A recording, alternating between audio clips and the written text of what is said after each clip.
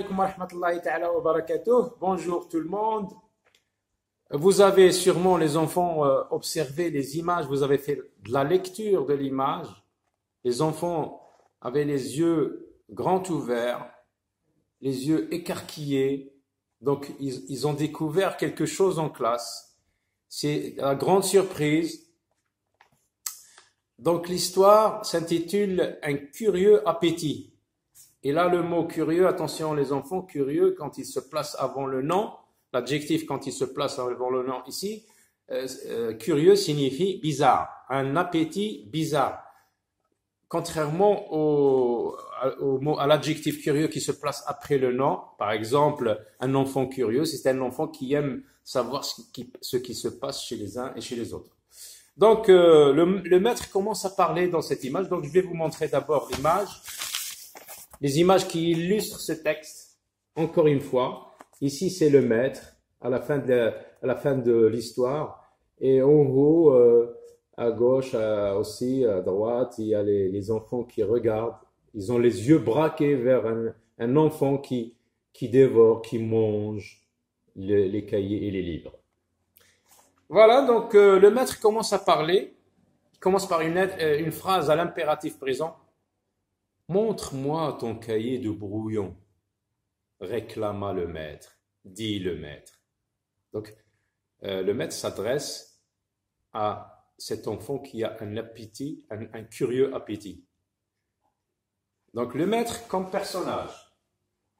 Le maître, personnage. Le maître. Caractère, où se passe l'action, quand se passe l'action. Puis après, on va voir les expressions, les nouvelles expressions. Donc, il demande à l'enfant de montrer son cahier, et tous les élèves ont les yeux donc braqués vers cet enfant, d'un air penaud, d'un air honteux, vexé. Fabrice le sortit de son casier. Donc il était gêné, il le sort. Imaginez un enfant que tout le monde regarde, que tous les élèves regardent, donc il est vexé, il est honteux. Il fallut se rendre à l'évidence, il fallait accepter, c'est une réalité maintenant, on l'a découvert, il n'a pas besoin de cacher, donc il doit montrer ce qu'il fait. Il fallut se rendre à l'évidence, le cahier avait été sérieusement entamé. Il avait déjà commencé à le manger. Avec appétit. Fabrice était embarrassé. Donc le deuxième personnage, Fabrice, c'est le personnage principal. Fabrice, donc il était penaud. On a dit penaud, ça veut dire un peu honteux, vexé, gêné. Il était gêné. Où se passe l'action? En classe. À l'école, bien sûr. Ou, ici on voit réclama, le passé. Réclamer au passé simple. Donc Fabrice, il doit dire quelque chose à propos de cet appétit. Il dit, ça m'a pris d'un seul coup, une envie comme ça. Il commence à se justifier, à motiver son geste. Attends, dit le maître, je vais te donner un gâteau à ta convenance. Je vais te donner un gâteau à ton goût. Mais imaginez, le gâteau, c'est pas un gâteau, un vrai gâteau. Il va lui donner un gros livre comme ça. Il ouvrit le placard et en tira un vieux livre, comme celui-là, il est vieux, inutilisé, que les élèves n'utilisaient pas. Et très gros, comme je vous l'ai montré. Très gros livre. Il le déposa sur la table en soufflant dessus, parce que ça fait longtemps qu'il n'a pas été utilisé, donc la poussière, il est recouvert de poussière.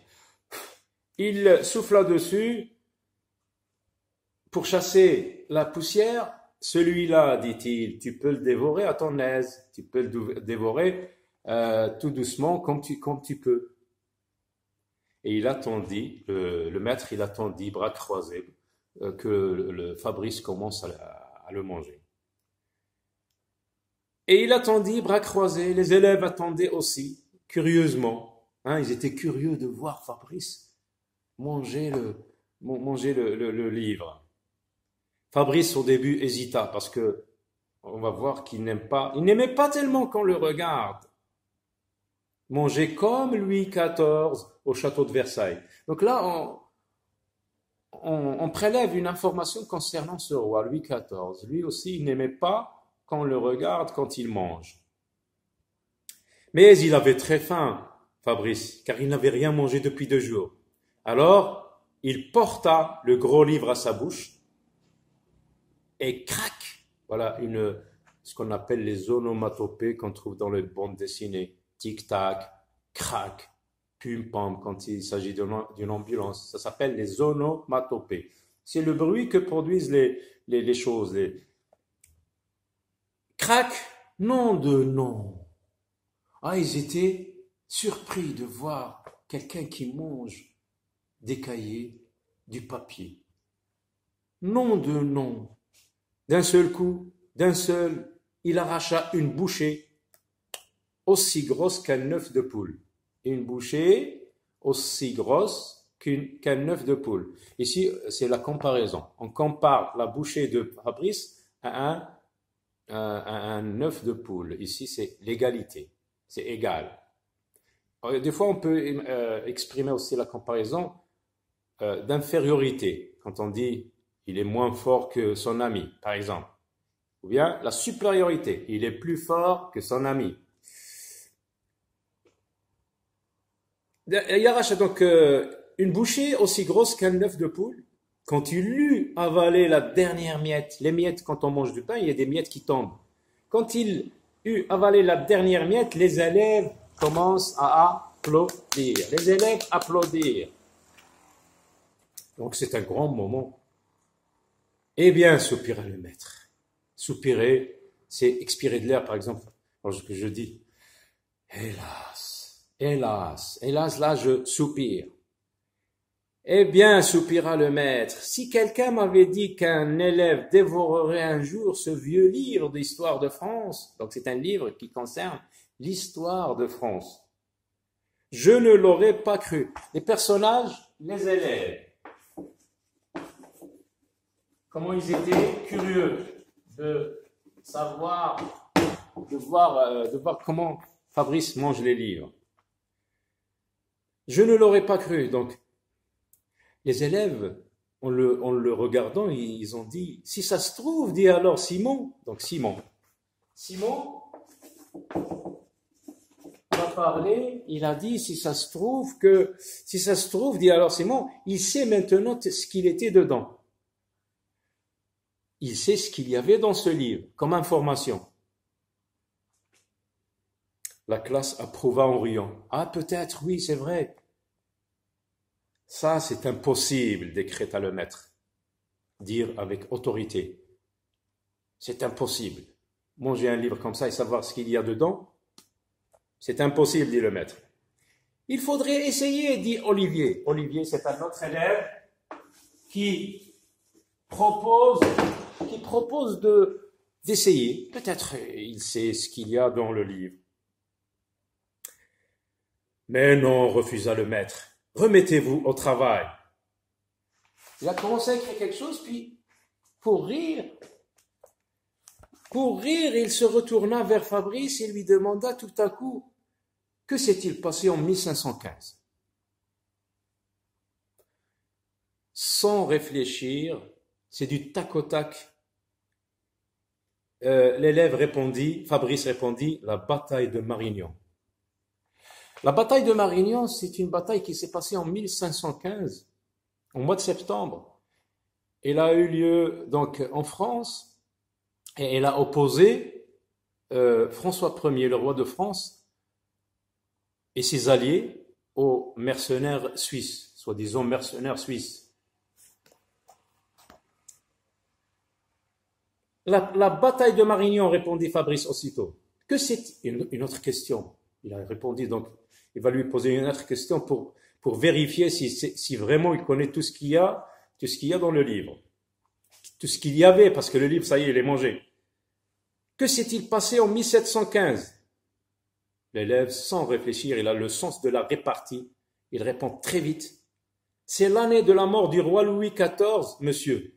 Ça alors, le maître, la bouche ouverte, il commence à vraiment à s'intéresser à cet élève. C'est l'année de la mort du...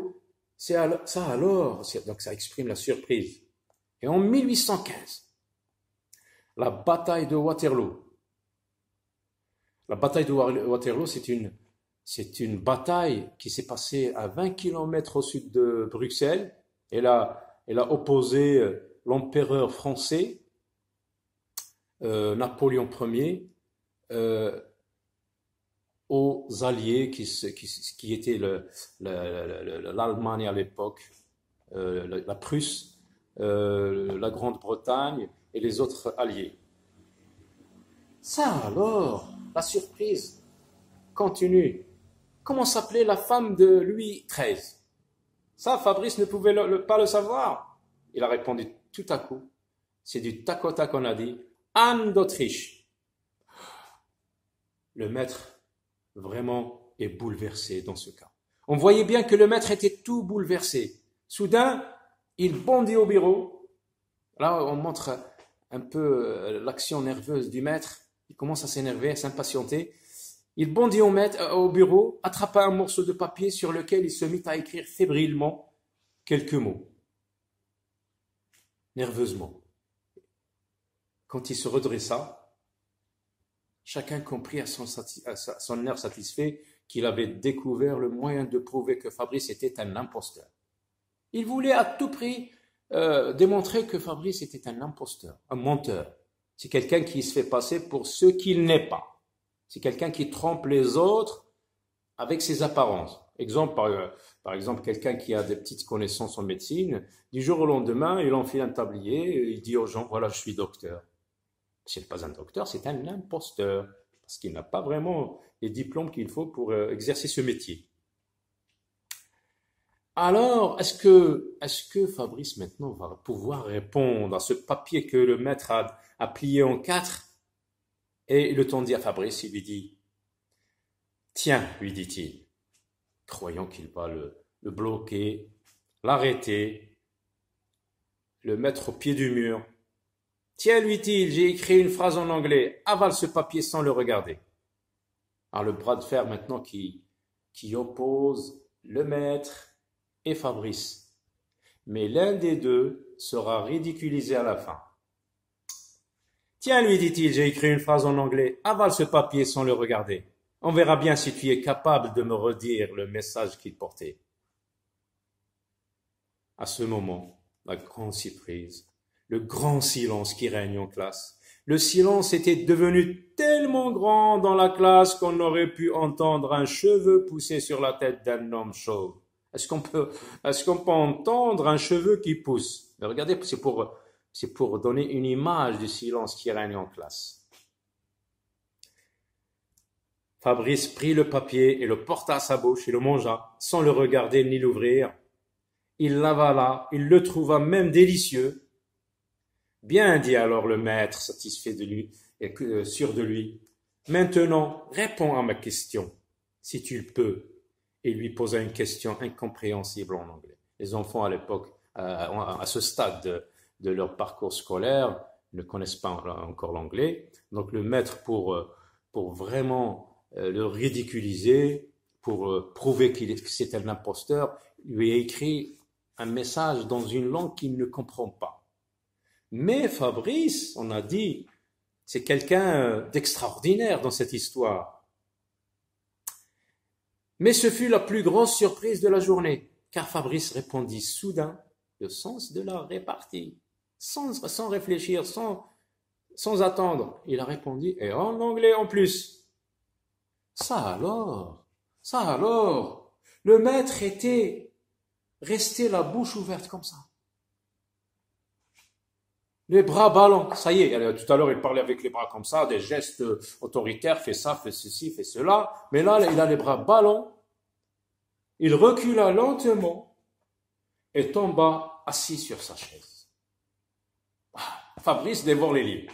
Et attention les enfants, dévorer les livres ça existe, mais pas avec la bouche, avec les yeux. Si tu lis beaucoup de livres, on dit que par exemple, Amin dévore les livres. Mais attention, ça ne veut pas dire dévorer les manger. Ça veut dire les lire. Et quand tu lis, tu as beaucoup d'informations, tu peux répondre à beaucoup de questions, quoi. Donc, dévorez les livres, les enfants. À très bientôt. Au revoir.